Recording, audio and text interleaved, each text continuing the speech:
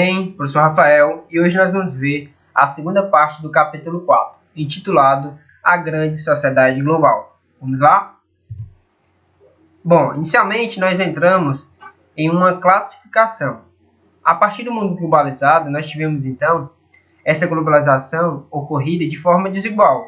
Então nós tivemos países que se desenvolveram melhor, que foram os pioneiros da globalização, e outros que se globalizaram ou estão se globalizando a partir, da sua história, a partir do seu processo então de formação, certo? Então, nós tivemos também uma classificação diferente de acordo com a situação de cada país, certo? São elas: desenvolvidos, subdesenvolvidos ou em desenvolvimento, os países emergentes, certo? E os subdesenvolvidos. É um pouco que a gente vai ver na nossa aula de hoje, certo? Vamos lá. Primeiramente, os desenvolvidos. Quais são as características, então, de um país desenvolvido? Primeiro, produção tecnológica. Segundo, investimento em pesquisa científica, como também tecnologia de ponta, robótica e engenharia genética. Uma forte característica dos países desenvolvidos, como os Estados Unidos, é justamente essa produção tecnológica, é justamente essa inovação, a nível mundial, certo? Como também, não mais importante, um excelente padrão de desenvolvimento social. Interessante, e é válido ressaltar que nem todos os países desenvolvidos, que têm esse tipo de produção tecnológica bem ampla, investimento e tudo mais, nem todos têm uma excelente qualidade de vida, certo? Nós temos um excelente padrão de desenvolvimento. A maioria tem, então, um padrão social, ou seja, uma qualidade de vida para as pessoas. No entanto, não é legítimo, do ponto de vista de serem todos, apenas alguns países específicos, certo? Mas alguns possuem pobreza, possuem pessoas na miséria, possuem pessoas desempregadas, certo? Só não é maior, muito maior do que nos países subdesenvolvidos, certo? Vamos lá. Bom, em seguida nós temos os países emergentes, que são países que teve um forte processo de desenvolvimento econômico e industrial. Não são países desenvolvidos ainda, mas são em desenvolvimento. No entanto, os emergentes eles estão emergindo, ou seja, indo à superfície, ou seja, estão subindo. Sua economia tem crescido aí mais rápido que outros países. Então, nós temos aí práticas neoliberais, como privatizações e abertura da economia.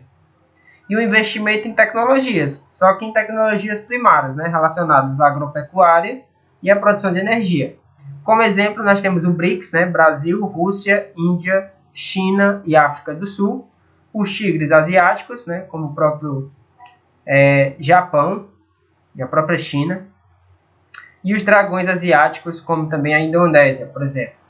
Então, esses são grupos de países que estão emergindo. Eles se reúnem para emergir, para crescerem, e futuramente se tornarem desenvolvidos, certo? Mais à frente, nós temos os países em desenvolvimento. Uma característica desses países é o desenvolvimento industrial, que é um fator importante para o cenário da globalização. Nos países em desenvolvimento, nós temos geralmente uma economia baseada em atividades primárias, como a agropecuária e o extrativismo mineral. Nós também temos, infelizmente, um grau de pobreza bastante elevado, baixa expectativa de vida, péssima distribuição de renda, como no Brasil. Não sei se você sabe, mas de toda a renda do Brasil, os mais ricos, digamos assim, a maior parte da riqueza, está sob o poder de 6 famílias.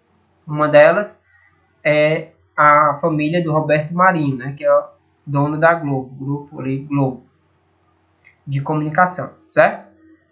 Como também elevadas taxas de analfabetismo, como no Brasil nós temos 11 milhões de analfabetos, ainda hoje, e o próprio desemprego, que tem se agravado ainda mais agora com o coronavírus, não só no Brasil, mas no restante do mundo. Mas, no entanto, o Brasil já vinha aí numa crise de desemprego com 12 milhões de desempregados, certo? Bom, Já mais à frente, nós temos a situação dos países ex-socialistas, né? A partir da queda do Bloco Soviético, em 91, né, o fim da União Soviética, e em 89, né, um pouquinho antes, a queda do Muro de Berlim, nós tivemos então muitos países que eram socialistas abrindo, né, sua economia para o capitalismo. Como isso não ocorre do dia para a noite, então eles enfrentaram aí um processo para restabelecer a sua economia. No entanto, em alguns países socialistas, esse processo foi, de certa forma, facilitado. Por quê? Uma das características do socialismo, ou dos países socialistas, era investir na educação pública, né? Então, vamos supor que eles tinham uma certa escolaridade. Isso facilitou, claro, mas não foi, então, tão, digamos, tão decisivo, né, para a inserção do capitalismo. Certo? Bom, relacionado à globalização e consumismo. O consumismo é uma prática da globalização, né? Aliás, a globalização ela estimula, ela estipula um padrão a nível mundial, um padrão de consumo. Então, por exemplo, produtos que a gente não consumia aqui no Brasil, a partir da globalização nós passamos a consumir, certo? Como muitos outros produtos e muitos outros países. Então, uma das características da globalização é a lógica de mercado, que é o próprio consumo. Tudo na globalização envolve, então, o consumo, não mais localizado ali, né, geograficamente a nível nacional, ou de cidade, ou de estado, mas a nível mundial. O mesmo produto sendo aí comercializado em todo o mundo, certo? Nós também temos um fenômeno da globalização e do consumismo, que é a obsolescência programada. O que é isso, Rafael? Não sei se vocês já perceberam, mas todo produto eletrônico, ou enfim, qualquer outro tipo de produto, eles têm um determinado prazo de validade. Não é à toa que as garantias de aparelhos eletrônicos é de 1 ano. Por quê? Depois de 1 ano, é como se fosse, aquele aparelho fosse programado, digamos assim, para dar defeito, algum tipo de defeito, para trocar a peça, entendeu? Para gerar mais consumo. Então, isso é prova de que, antigamente, nós tínhamos produtos muito mais duradouros. Só que, no entanto, nós tínhamos também uma diminuição da economia, porque a partir do momento que eu tenho um produto que ele dura mais tempo, eu não vou comprar outro produto, supostamente, né? Então, a partir do momento que ele passa a dar problema, né, mais frequente, eu vou ter que comprar outro. E isso aqui, então, é a obsolescência programada. É como se produtos eles fossem feitos com uma má qualidade, digamos assim, para você trocar e consumir aí em menos tempo, certo? Bom, uma das estratégias, né, em frente à globalização, ao consumismo, é o consumo sustentável, onde nós podemos, a partir de várias práticas, ter um outro entendimento acerca do que a gente consome. Por exemplo, determinada roupa, será que a gente tem necessidade de comprar aquela roupa? Ou um par de sapato, de sandália, um novo caderno, enfim. Tem coisas que a gente não necessita, mas a gente insiste então em consumir. No entanto, nós temos que ter uma certa consciência, né? Se realmente aquilo é necessário. Né? Porque tem várias coisas que a gente gasta dinheiro e não é realmente necessário. É apenas mesmo para consumir, para dizer que tem, ou para a gente se sentir feliz porque tem aquilo, né? Então, a gente tem que ter sim um consumo sustentável. Não só a respeito da coleta seletiva, da reciclagem, tudo mais que a gente já sabe, economizar água, energia, mas também num principal que é se realmente é necessário tudo aquilo que a gente consome, certo? Bom, sobre as crises do capitalismo.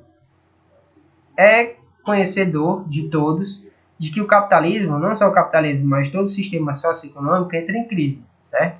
Independente do governo, se é PT, se é Bolsonaro, se é Haddad, se é Lula, se é Dilma, se é Temer, enfim, Fernando Henrique Cardoso, Getúlio Vargas, todo e qualquer presidente, ainda que ele governe bem, a tendência é que os países a nível mundial sofram crises no sistema capitalista, certo? Isso é normal. O que pode modificar é, por exemplo, se um país está bem organizado, ele pode sentir menos essa crise do que outro, né, que está desorganizado, certo? Essa é a diferença. Mas todos os países, sim, em algum momento irão passar por crises no capitalismo. E segundo estudos, nós temos aí a teoria das crises capitalistas. Nós vemos que a partir de um tempo, as crises têm se tornado cada vez mais frequentes. Isso, né, em referente a anos, por exemplo. Segundo a imagem de vocês, as crises, né, no capitalismo eram cerca de 60, 60 anos, 50, enfim. Isso ao longo do tempo foi diminuindo. Então nós temos crises aí no intervalo de 20 anos, por exemplo. Então isso se torna cada vez mais frequente e cada vez maior a necessidade de o capitalismo se reinventar. É por isso que agora a última onda é de você ser empreendedor. Por quê? As pessoas estão perdendo seu emprego, não tem emprego para todo mundo, então ele tem que então empreender, ou seja, passar a vender alguma coisa numa lojinha virtual, pelo Instagram ou alguma coisa do tipo, para poder sobreviver, porque emprego não tem, digamos assim, certo?